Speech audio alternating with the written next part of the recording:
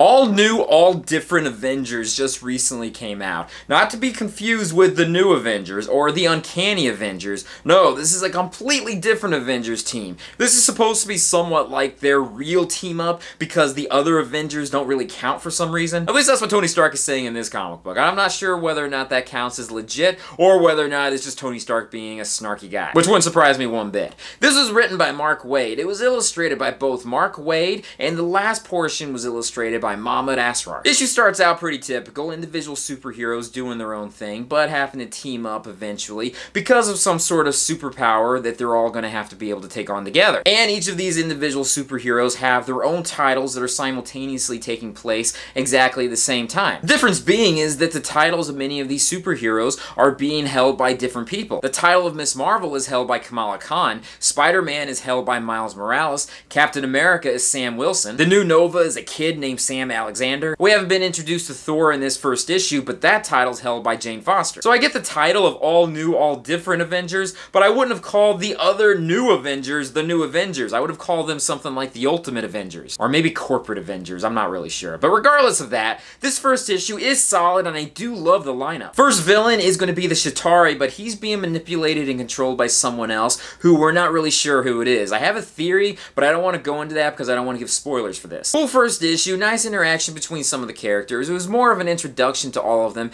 and to let us all know that these are taking place simultaneously at the same time as their usual titles. It's going to be an interesting series because Spider-Man, Miss Marvel, and Nova, they're basically kids. I mean, they're teenagers, and it's nothing new for Marvel to put teenagers in the role of superhero. I mean, Spider-Man's been doing that since the very beginning, but Spider-Man eventually grew up and he became an adult. That's when he joined the Avengers, or he became a reserve Avenger, then he joined full-time later on. But still, it is going to be interesting to see them all interact with Captain America and Iron Man and Vision and Thor, being that they're much older than them and they have a lot more experience. Well, maybe Thor doesn't have so much experience being that she's kind of new at this, but she's been part of the whole superhero thing for many years. So I like this first issue. I'm going to continue on reading the series. I am very interested to see what's going to happen when they cross over with the other Avengers. That should be really cool. That's it for now. Thank you guys for watching me in this comic book review, and I will join you in another one very soon. Peace, love, namaste, and I'll see you guys later. Peace.